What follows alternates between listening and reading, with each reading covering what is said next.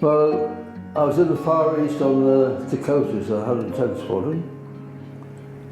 I was next to a Spitfire Squadron, 60 Squadron, which was the CO, I've forgotten his name already, haven't I? No worries. His son was the Prime Minister here at one time. Right. Duncan Smith. Really? Duncan Smith, yeah. And somebody wrote a book, I have a copy of it, and it was all about Duncan Smith and his squadrons where he's been posted to one thing and another. And the bloke asked me if I had any photographs of the Spitfires. And I said, yeah, I got dozens. And I went to get them for them. This was in Singapore. Right. But I left them back in England, haven't I? Oh no. So there's only a little bit about it in his book. It's a pity, really. But, and anyway, I came back home from there. A lot of nonsense went on, and I had to muster a change in trade.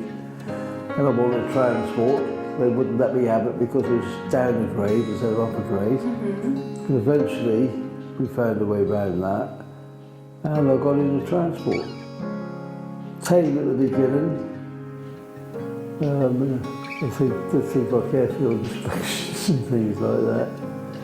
And then I went to Thorney Island in charge of refueling flight tankers, which cropped up a couple of times actually because I had the same thing when I went back to Singapore.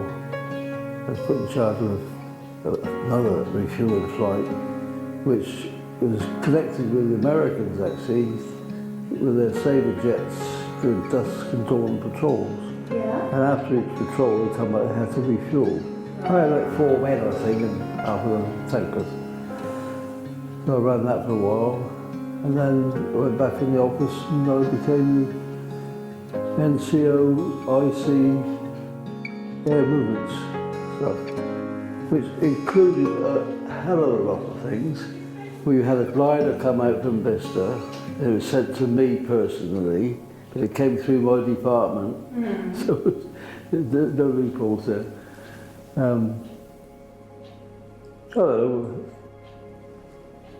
I did a bit of flying out there, gliding out there as well.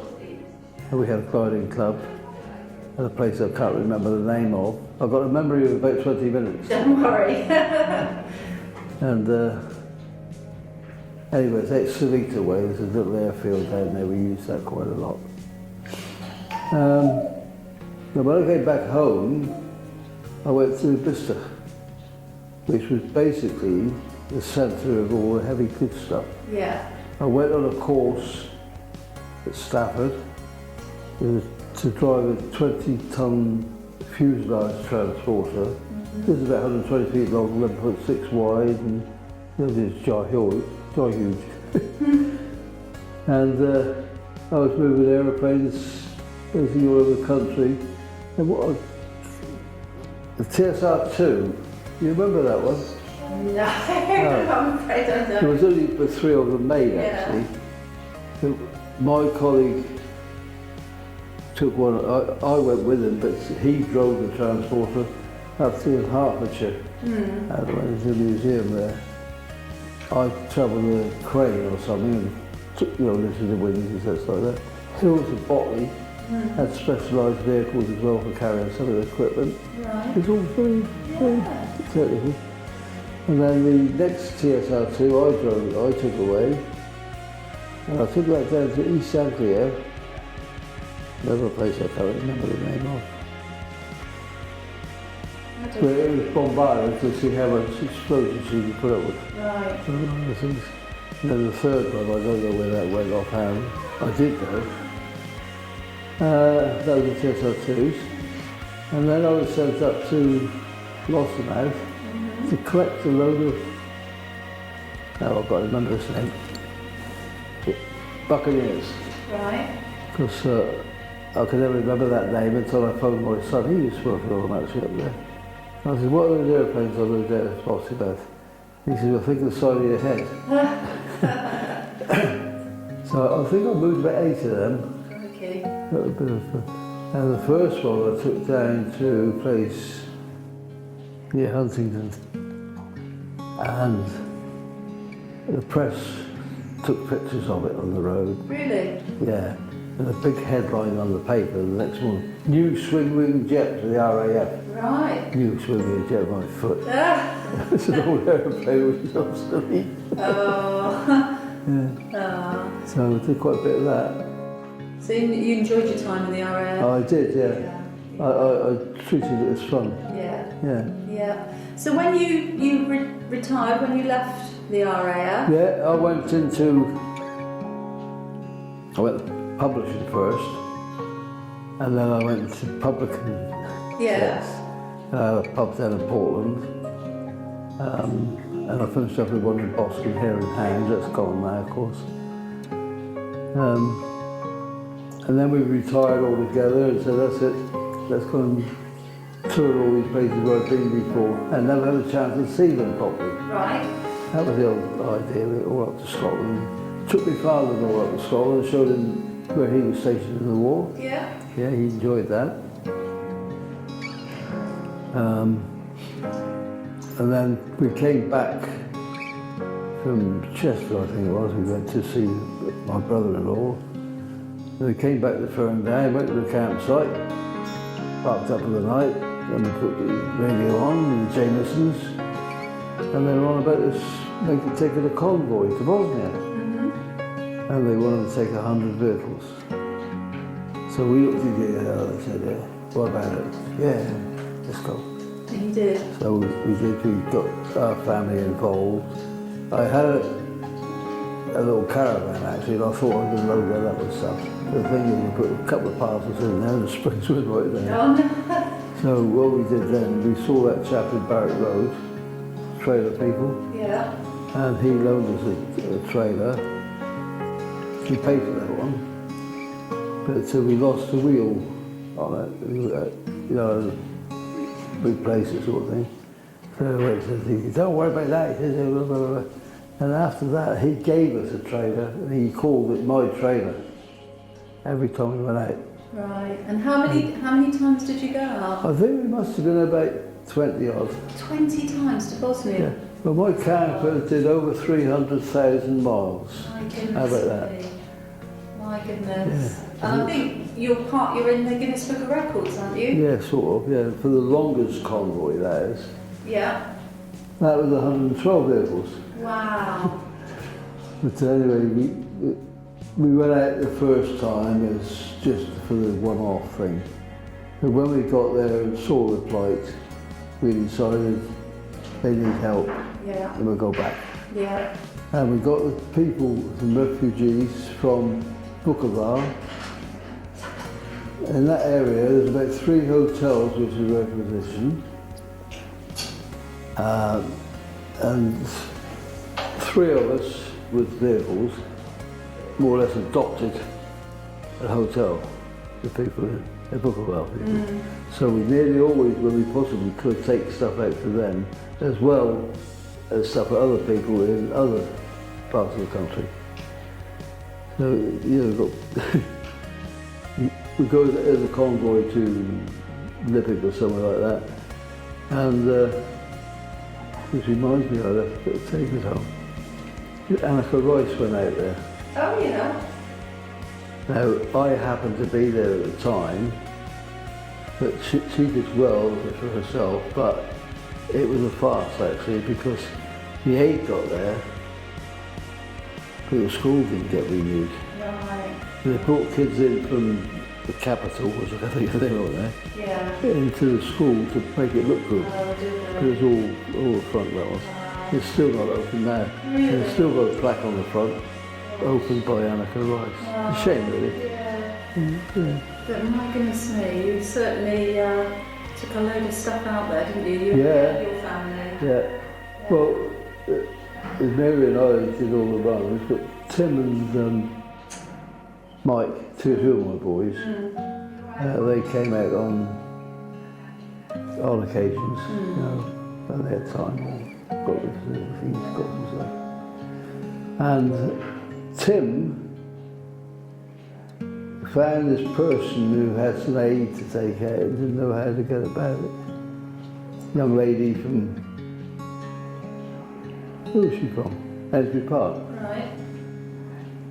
Her mother belonged to some organisation, a church, and they'd collected the stuff but didn't know where to go from there. So Tim went down to see them, said, oh, we'll take it over. Yeah. And when eventually got round to picking it all up down there, we had a little interview with them, tell them what we're doing. And I said to her, I said, Nicole, I said, would you like to come with us? Take your aid out to these poor people. No, just her words, she said, I was gobsmacked. Yeah. And then in 2003, I think through Ken Young, who's one of our advocacy workers at Help and Care and also a welfare worker with the British Legion, Yeah, I think that's you right. come in contact, I'd didn't you? forgotten about that. Yeah. Yeah. That's how you first got in touch with Help and Care. I remember parking out the back there. We sort of interviewed by you, I think. That's right. Yeah. That's right.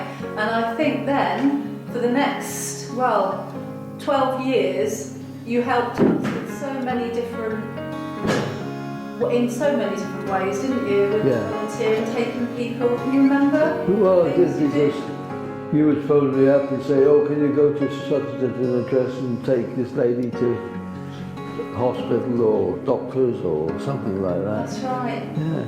And you were always, if you could, I'll tell you, I had a great experience with that really, because although I know Bournemouth inside out, you say, go to such and such an address and pick up a Mrs. Smith, for example.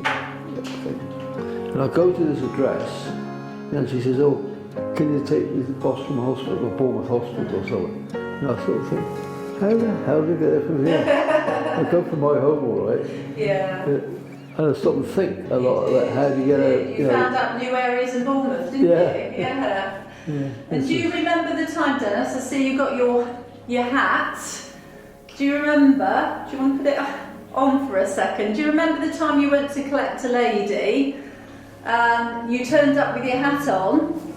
I always did. Yeah. And the gentleman was watching for you out the window, and she was almost blind, the lady. And I remember the gentleman said to me, and you told me, he said, oh, you better get ready, Edith, your volunteer's turned up, but he's on his horse. And I always remember that, because I think he had a laugh, and I think she had a laugh about it. But a lot of people actually commented about that, because in the other side of it, you see, I did cowboy shows. You did?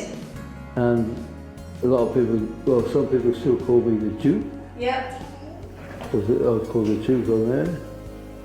And I think that's where it started, actually. And some of the convoy people knew me as Duke. And Duke being my call sign on the CD radio. Right, right. And then I think you got involved with the walking group, didn't you? Bringing people to the walking group. And I think you've got your certificate. We were runners up. That's Remember right. that? When we went to get the certificate. Yeah. But that's a mayor's award for the group. I've got another one somewhere, and I can't find it. I did take it off the wall or wherever it was, and I took it on one of the walks once, because that Margaret is her name? Yeah. The one that's just Margaret, yes. she's the same old thing every week. Yes. She was actually, because she was one of the early ones, and I took it in to show them all, mainly for the date. Right. I can't remember. Well, I've moved house since, and everything's upside down. But that was a good day. And then I think you got roped into modelling for us, didn't you? For a calendar. And you were Mr. April, weren't you? Yeah. And that was our calendar. And I think that's a lovely photo of you. Yeah, it is. What plane's that, Dennis? Sorry? Do you know the name of that? Well, you'll know the name of the aeroplane. Yeah, Harvard. Is it? North American Harvard. Ah. It's a trainer, actually. Is it? Yeah. Yeah. I think I think thousands of those calendars went out locally, so I think you're famous, aren't you? Well, could be. Okay. So, for you, what have you enjoyed about volunteering? What has it done for you? Meeting people, Yeah, and there's some nice people too. yeah. Have a laugh, that's the main Have thing. a laugh, and I know they've loved the people that you've helped. Have loved when you've come to pick them up and collect them, and they've asked for you again. Well, there's one lady, I just can't think of her name at the moment, she lives over the Westbourne side, in that area. She gave me a little parcel one day with 2 mugs. Yeah.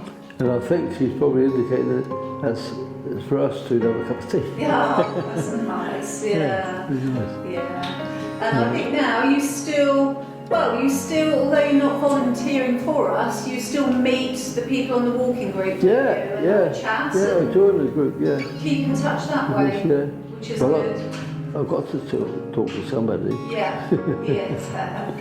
Anyway, Dennis, thank you ever so much for all you've done Oh, you're in welcome. terms of all the Yeah. volunteering. I've enjoyed it. Yeah. That's the main thing. It's been absolutely a privilege, being in touch with you, and I know nothing's ever been too difficult. Whenever we've asked for I've help, always done my best. you've always done it and given your time. So thank you Yeah. very much for all the Well, I had years. plenty of time, didn't I, retired? Yeah. Thank you. Okay, you're welcome.